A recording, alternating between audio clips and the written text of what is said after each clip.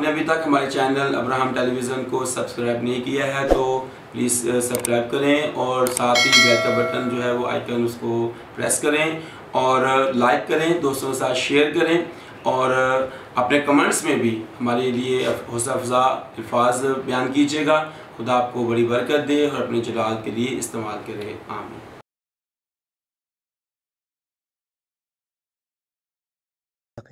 اس لیے کہ جناب مسیح نے مقام پہ کہا تھا کہ قیامت اور زندگی میں ہوں۔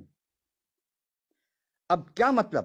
آپ نے زندگی میں کہا تھا کہ قیامت بھی میں ہوں اور زندگی میں ہوں، جو مجھے دیکھنا چاہے، زندگی چاہیے تو میرے پاس آئے اور قیامت بھی چاہیے تو وہ بھی میں ہی ہوں۔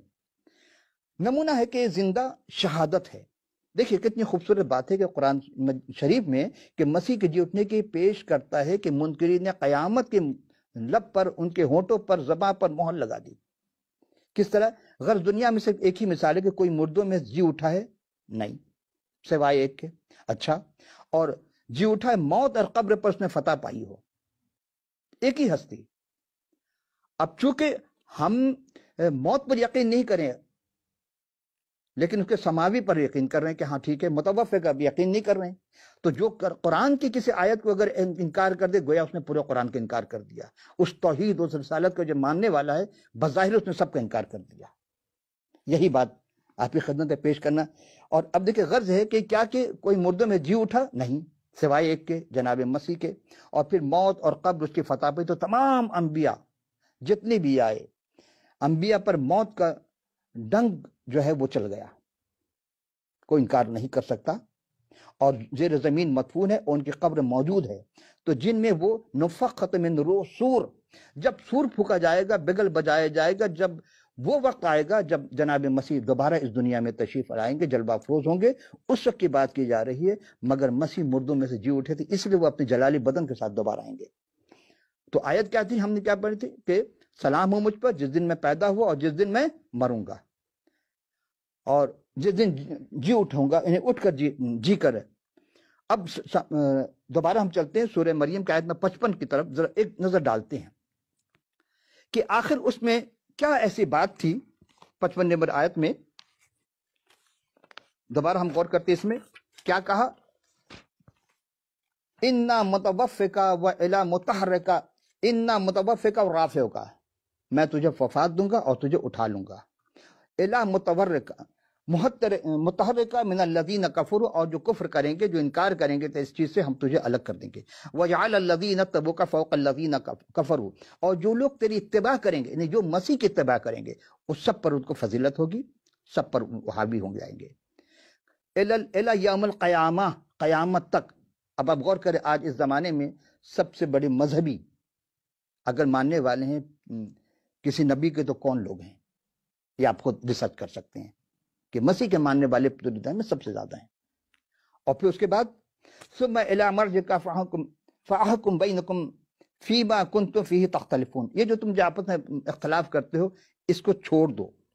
یعنی جس طرح مسیح مردوں میں سے جی اٹھنے والے صرف وہی ہیں اور اسی طرح آسمان پر جانے والے بھی وہی ہیں۔ اچھا، یہاں ہم ایک چیز آپ کی خدمت میں پیش کرتے ہیں، روکتے ہیں یہاں پر، کہ جو بھی آیا دنیا میں باقی تمام پیوندے خاک ہو گئے، مگر وہ زندہ ہیں اور ابد تک زندہ رہیں گے۔ اور تمام اہل اسلام اس بات پر مسلمات میں سے ہیں کہ وہی ایک زندہ جاوید ہے۔ اور قرآن شریف نے کیا کہا؟ ما یستوی الحیاء، یعنی کوئی چیز، کیا چیز ہے؟ اس میں دو چیز ہم غور کریں گے کیا، اور یہ سورہ 35واں سورہ ہے، تین چیز کا تذکرہ ہو رہا، چوتھے چیز میں آؤں گا۔ تین چیز کیا ہے؟ سب سے پہلی بات یہ ہے کہ کیا نابینا اور بینا برابر ہے؟ نہیں۔ کیا تاریکیاں اور نور برابر ہے؟ نہیں۔ تو کیا سایہ اور دھوپ برابر ہے؟ نہیں۔ تو کیا زندہ اور مردہ برابر ہے؟ برابر نہیں ہو سکتا۔ اب سارے جو بھی ہے جس میں روح ہے وہ سارے مردہ ہو جائیں گے، لیکن مسیح آدمی زندہ ہے۔ اور کہاں ہے؟ سب مانتے کہ آسمان پر ہے۔ اب یہ پھر یہاں ہم دیکھتے ہیں اسی بات کو کہ سورہ بقرہ کی آیت نمبر 210 میں ہے کہ کیا اسی بات کے منتظر ہیں؟ کس چیز کے؟ کہ اللہ بادلوں کے سائے میں سے آ جائے اور فرشتوں بھی اتر آئیں اور سارا قصہ تمام ہو جائے۔ میں قرآن سے نہیں ہٹ رہا ہوں، دونوں کتابیں ساتھ ہیں۔ اسی چیز کو سورہ نساء کی آیت نمبر 69 में है कि और कुर्ब क़यामत नज़ुल मसीह के वक्त अहले किताब में से कोई फर्द या फ़िरका न रहेगा, मतलब सब एक हो जाएंगे, मगर वो मसीह पर मौत से पहले ज़रूर सही तरीके से अगर ईमान ले आएंगे तो क़यामत के दिन मसीह उन पर गवाह होंगे। अब इसको कैसे समझेंगे कि जब वो आएंगे तो क्या होगा, किस बात की गवाही देंगे? यहां एक और चीज कि देखते हैं कि क्या मसीह जब इस दुनिया से आपको सलीब दी गई, क्यों दी गई? सवाल ही पैदा होता है, क्या गुण के शक्ल में जो दूसरों को दी गई, तो क्यों दी गई थी सलीब? इसलिए कि मसीह ने उलूहियत के वो काम अंजाम दिए जो कोई नहीं कर सकता था।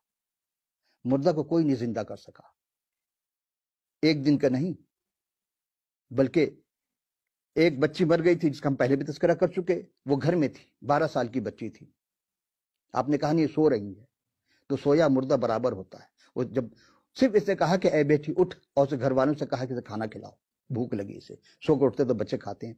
एक जनाजा जो कि कब्र और घर के दरमियान में मौजूद था, बेवा का बेटा था, उसे आपने जिंदा किया माँ के उस हैयत को, उस कैफियत को देख करके, तरस खा करके। तो इंसानियत, इंसान, मसीह कामिल इंसान थे।